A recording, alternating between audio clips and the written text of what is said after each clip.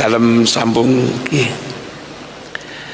Bismillah walhamdulillah wassalatu wassalamu ala sayyidina Muhammad Rasulillah wa ala alihi wa sahbihi wa man wala, amma ba'd.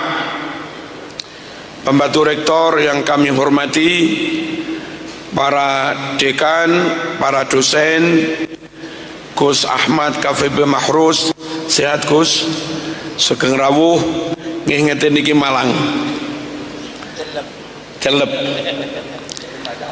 Juga para kiai, panitia, peserta Gebiar Sholawat Brawijaya dalam kerangka apa tadi? Gebiar Pekan Qur'ani. Gebiar Brawijaya Qur'ani nasional.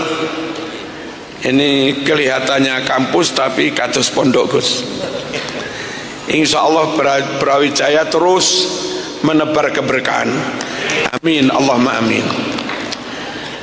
Islam bisa diterima secara luas dan orang begitu yakin dengan kebenaran Islam karena Islam pure, didasarkan pada bukti kebenaran, didasarkan pada ayat kauniyah maupun ayat fi'liyah dari wahyu Allah Subhanahu wa taala yang 100% valid, akurat dan benar. Orang di luar Islam siapapun tidak bisa menyanggah, membantah, mematahkan bukti kebenaran Al-Quran. Bukan hanya faktor itu yang menyebabkan Islam segera diterima secara luas, tapi lebih dari itu juga yang menyampaikan Islam, yang membawa agama Islam adalah Nabi Muhammad sallallahu alaihi wasallam yang super fatona, super cerdas, pinter sekali. Nabi itu berargumentasi, menekuk, mematahkan lawan itu gampang sekali karena memang super cerdas. Andai yang membawa Islam itu orang kayak macam Marzuki begini, ya sulit diterima orang karena enggak patek cerdas. Bukan hanya super fatona Nabi Muhammad sallallahu alaihi wasallam, tapi juga super sidik. Dari kecil sampai dewasa, sampai terima wahyu dan seterusnya, sekalipun nggak pernah berbohong, serambut pun nggak pernah berbohong.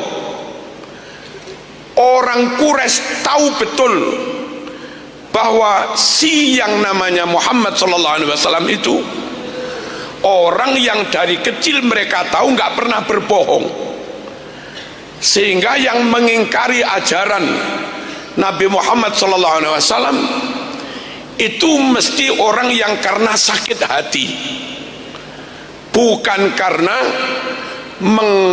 meragukan kredibilitasnya Rasulullah sallallahu alaihi wasallam, bukan karena sanksi terhadap validitas ajaran Rasulullah sallallahu alaihi wasallam.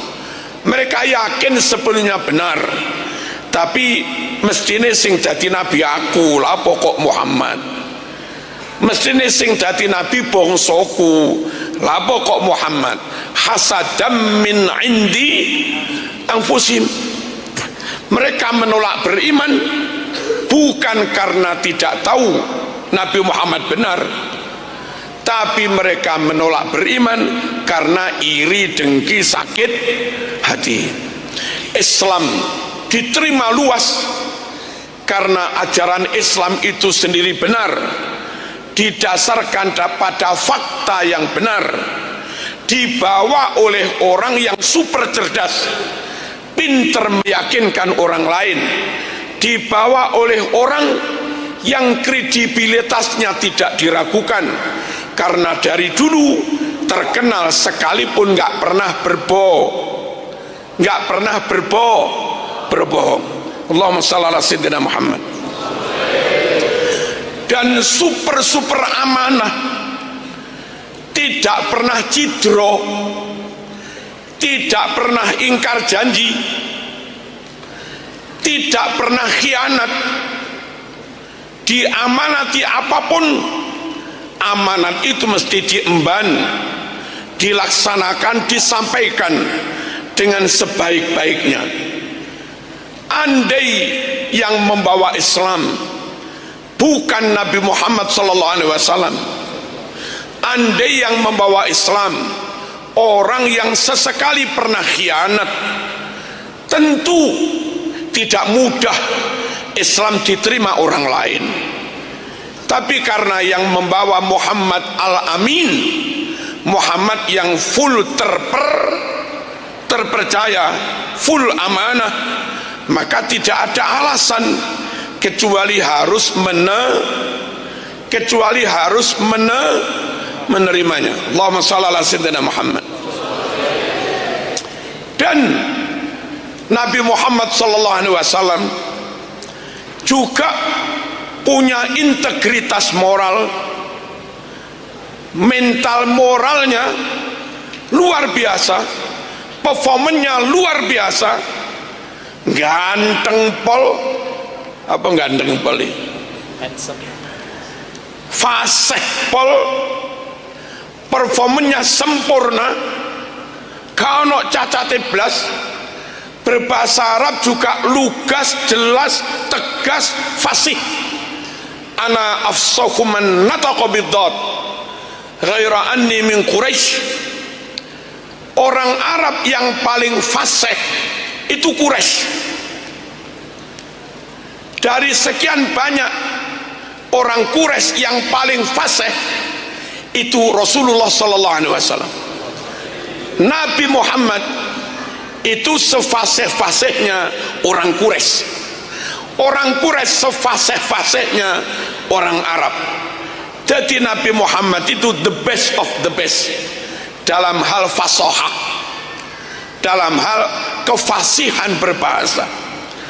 Dari huruf hijaiyah Arab itu yang paling sulit dilafadzkan dot, sulit ngepas nih itu dot. Nabi Muhammad SAW orang Quraisy yang paling fasih dan orang Quraisy yang paling pas melafadzkan dot. Ana afsahu man nataqa bid-dot. Saya, kata Nabi Muhammad SAW, orang yang paling fasih melafadzkan dot yang itu paling sulit. Cerdasnya pol, kuasai ilmu, kuasai materi, dapat legitimasi luas. Kenapa dapat legitimasi luas?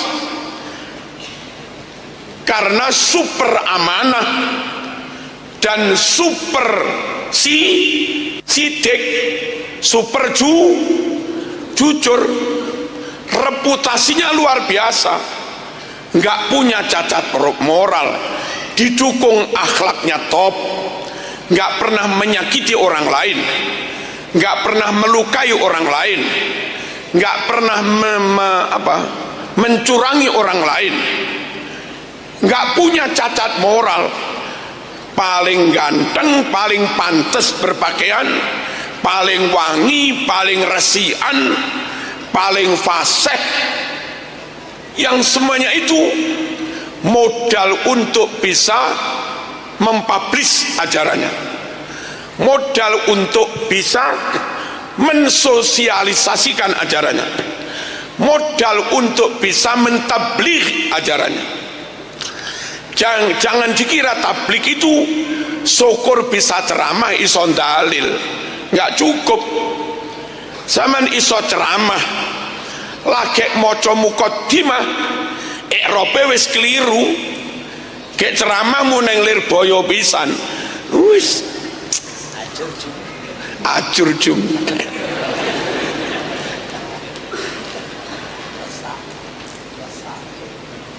Nggak mudah tabligh itu.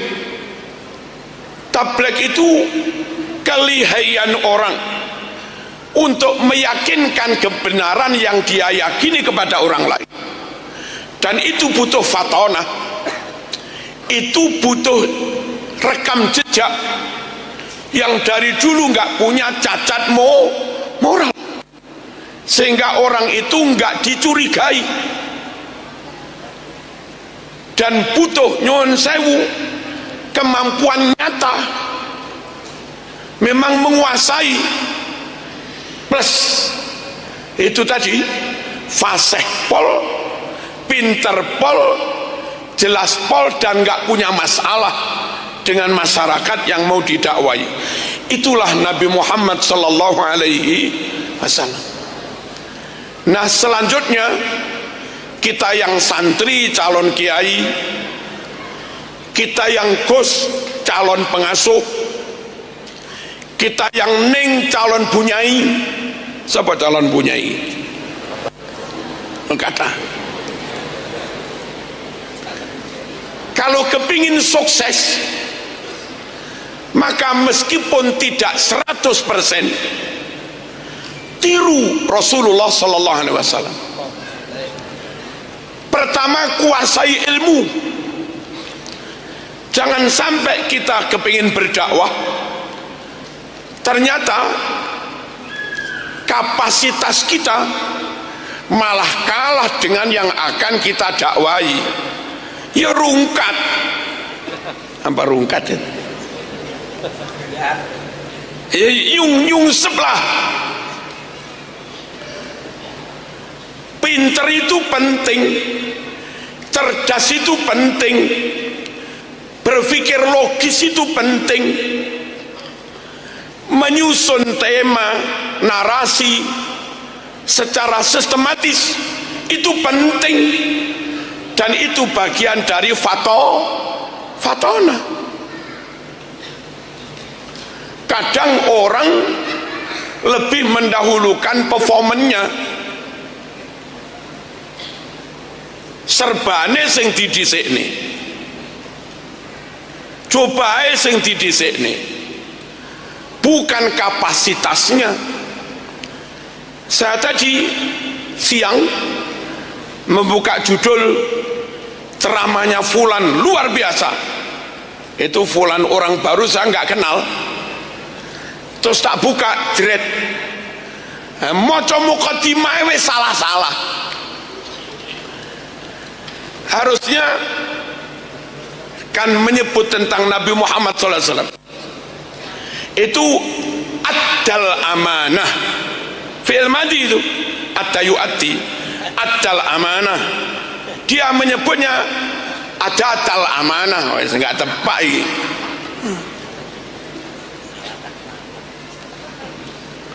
Wajahada fillah haqqa jihadi. Haqqa ini nasab maf'ul mutlak, mudhaf jihadi jar mudhaf ilaih. Dia bacanya wajahada fillah haqqa jihada. Serapate tepak. Ojo mengedepankan performance, jangan mementingkan penampilan dulu. Pastikan kapasitas sampean oke, tentu sesuai dengan level masing-masing. Untuk kiai level RT, jangan memaksakan diri punya kapasitas kayak kiai PBNO, ya nggak harus lah.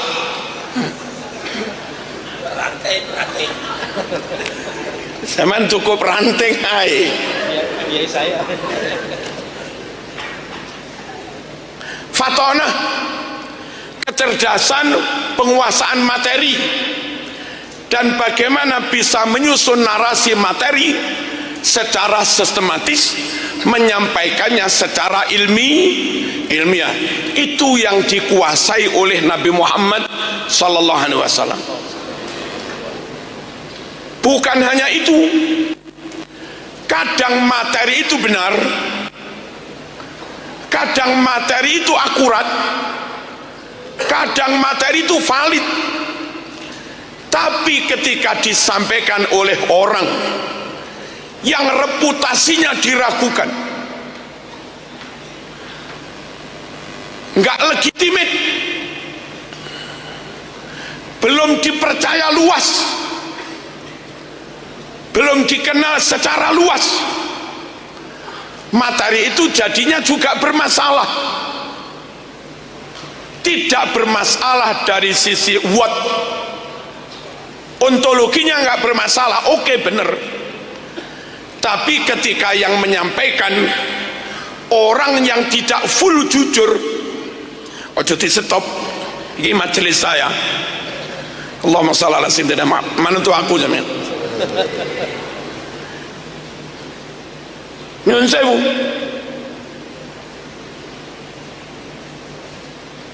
Materi oke, tapi ketika yang menyampaikan orang yang rekam jejaknya diragukan, orang lain mau yakin juga ragu. Iku sopo iku? Iku sopo iku? Maka rekam jejak itu penting, kredibilitas itu penting, dipercaya orang itu penting, amanah itu penting, sidik itu penting, integritas tidak mencela-mencele, lurus itu juga penting, di kampus nggak ngerepek itu juga penting, pastikan karya tulismu nggak ada plagiasi itu juga penting, pastikan nggak main perempuan itu juga penting. Sampean pinter dalil, alumni pondok hafid Quran, tapi rekam jejakmu hancur, sulit sampean dipercaya orang lain, sulit sampean dakwahmu diterima orang lain. Orang butuh jaminan moral, orang butuh jaminan si orang yang menyampaikan itu full khasyatullah, full wedi takut kepada Allah. Makanya dalam bermadhab misalnya, ulama kita memilihkan madhab Syafi'i itu antara lain karena madhab Syafi'i itu di samping memberi jaminan kebenaran secara ilmiah, kebenaran secara dalil dan fakta, track record Imam Syafi'i sendiri juga tidak meragukan. Mengapa tidak meragukan? Contoh, saat Imam Syafi'i jadi qadhi, hakim agung di Yaman 3 tahun, itu Imam Syafi'i nggak mau makan gaji sepeser pun. Bukan Imam Syafi'i mengharamkan gaji hakim, bukan. Imam Syafi'i tahu hakim itu punya pekerjaan yang mengakibatkan orang lain sakit hati. Hakim agama sering menyidang kasus cerai, begitu didok, sing menang seneng, sing kalah senep. Apa? Sing menang seneng, sing kalah ngenes. Hakim 1000 kali ketok palu, 1000 kali hakim membuat senang dan bangga yang menang, dan 1000 kali pula hakim membuat sakit hati yang kalah. Imam Syafi'i nggak berani ambil gaji, khawatir nanti di akhirat digugat oleh mereka yang kalah itu. Kayak begitu takutnya Imam Syafi'i takut pada hisab. Kayak begitu takutnya Imam Syafi'i takut tentang hablum minan nas, takut minal mutolabah, takut ada tuntutan gugatan.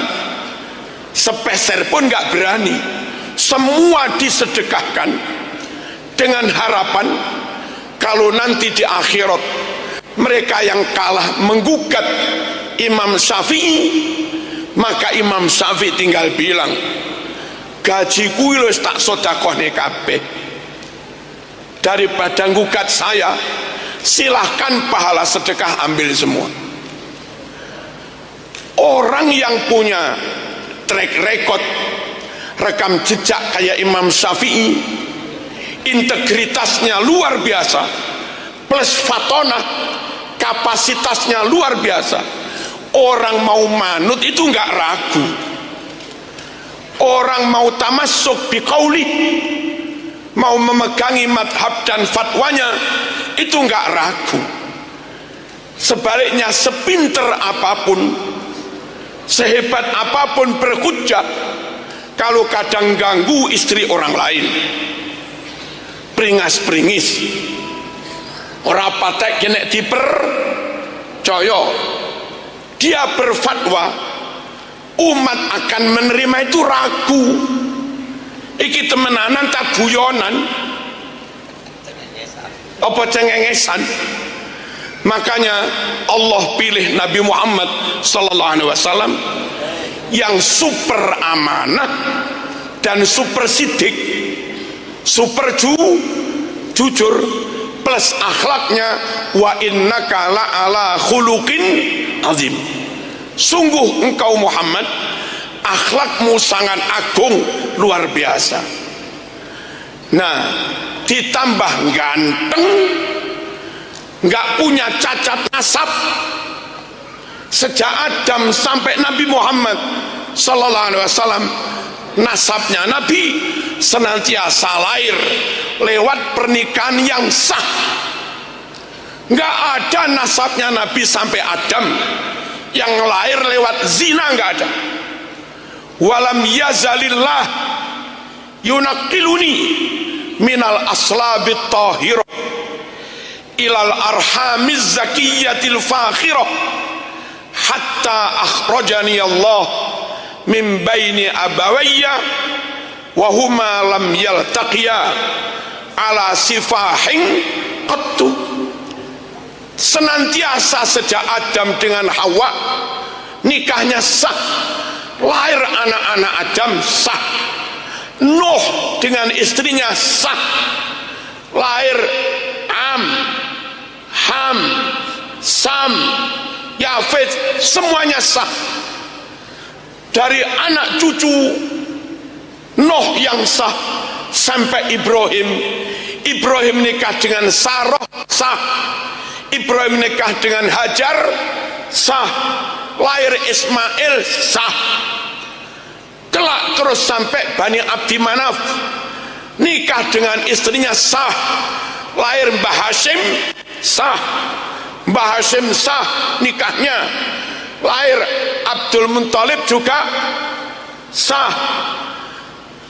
nikah sah, lahir Sayyid Abdullah sah, Sayyid Abdullah dengan Siti Aminah sah, lahir Nabi Muhammad SAW juga sah. Islam ini dibawa oleh orang yang nggak punya cacat moral dan nggak punya cacat nasab,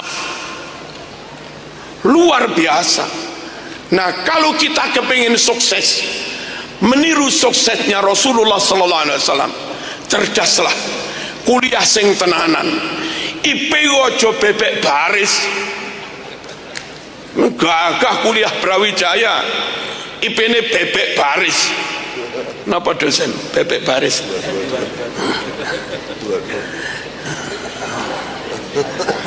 Allahumma shalli ala sayyidina Muhammad.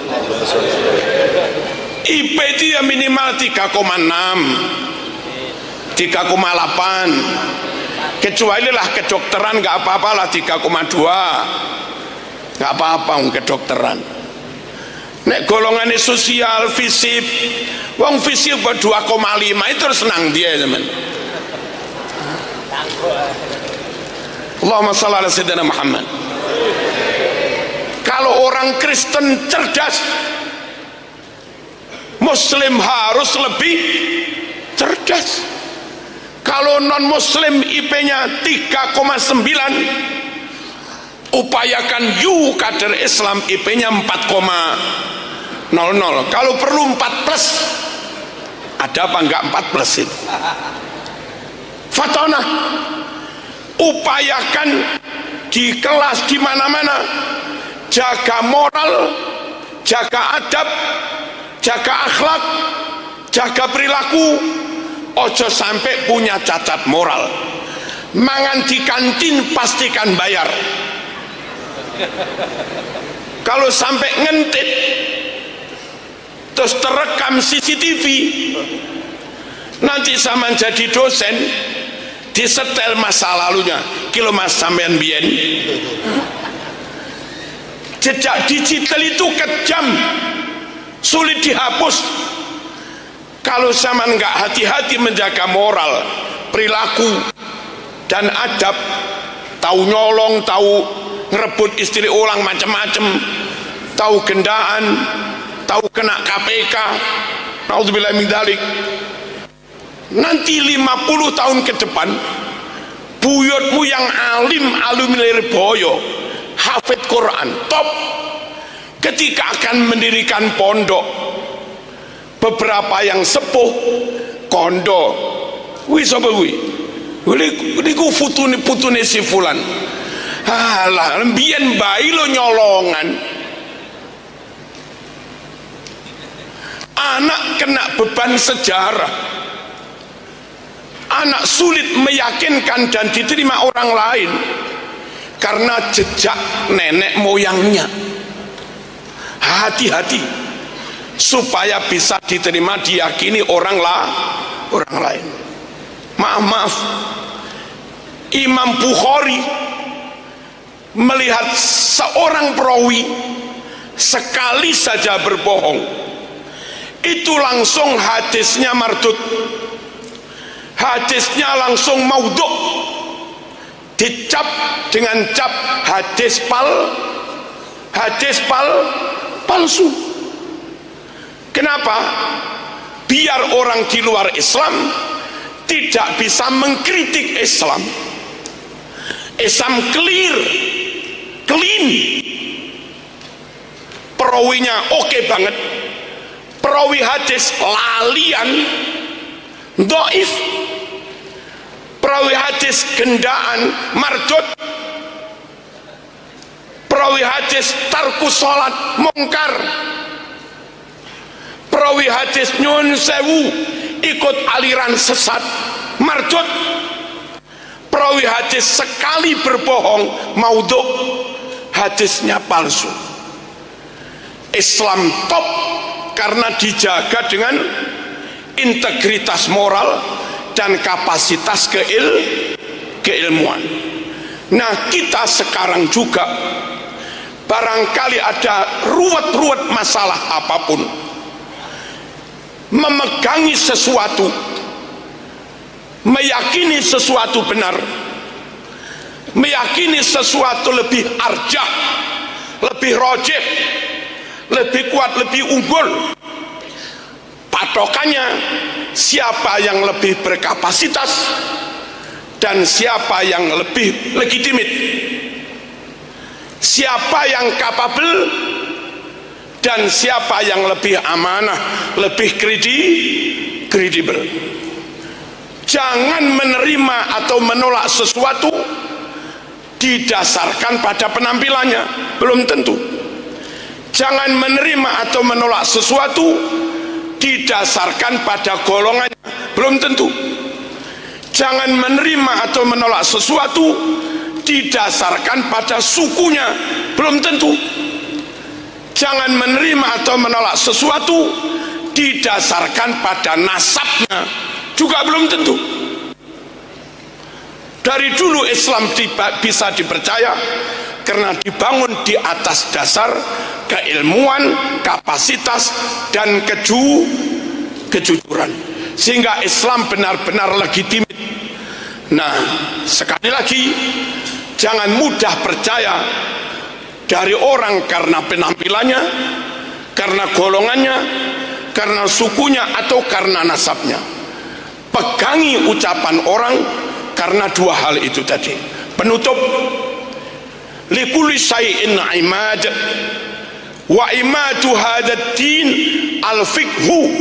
Ini di kitab Ihya. Di kitab lain ada yang wa imatu hadzal din al-ilm. Sembarang-barang itu biar kuat kokoh kudu dicagai. Cagak untuk mengokohkan bangunan Islam itu ilmu. Di barat dulu ada Ibnu Rushd, ada Al-Farabi, ada Al-Jabir, ada Ibnu Sina, dan yang lain-lain. Ilmuwan top-top. Banyak orang barat masuk Islam. Di Persia ada Ghazali, menguasai banyak hal, banyak mereka masuk Islam. Dan sekarang misalnya di Amerika ada Prof. Rashad Khalifah yang menemukan rumus Bismillah 19 huruf, Quran diawali angka 19 huruf. Ternyata angka 19 angka kunci untuk membuktikan kebenaran Quran. Akhirnya banyak orang Amerika masuk Islam. Di London 500 gereja kosong dijual dan sekarang pada jadi masjid. Itu barokahnya ilmu, kapasitas, dan kredibilitas. Ilmu, fatonah, sidik, dan amanah. Ini yang kami sampaikan, semoga ada manfaatnya. Sekali lagi, tidak ada diskriminasi dalam Islam, tidak ada perbedaan kulit di dalam Islam. Yang ada adalah berpacu di dalam kebaikan dan kemampuan. Walikulli wijhatun huwa muwalliha fastabiqul khairat wa fi dzalika falyatanafasil mutanafisun. Inna akramakum indallahi atqakum paling takwa. Itu gabungan dari ilmu dan nyun sewu, dari ilmu dan akhlak, ilmu dan hati yang bersih. Hati yang bersih, niatmu hanya untuk Allah. Dengan ilmu yang benar, amalmu, takwamu benar menurut syariat. Tanpa ilmu nggak ada jaminan sholatmu benar. Tanpa akhlak, tanpa hati yang bersih, bisa jadi kelihatan ngajar, tapi sedang menseleksi mana murid yang paling cantik. Ayahab. Nah, akhlak oke, niat oke, hati oke, amal didasarkan ilmu oke, itulah namanya taqwallah. Inna akramakum indallahi atqakum. Saya kira demikian. Langsung mawon Gus, mboten usah MC, langsung mawon. Wassalamualaikum warahmatullahi wabarakatuh.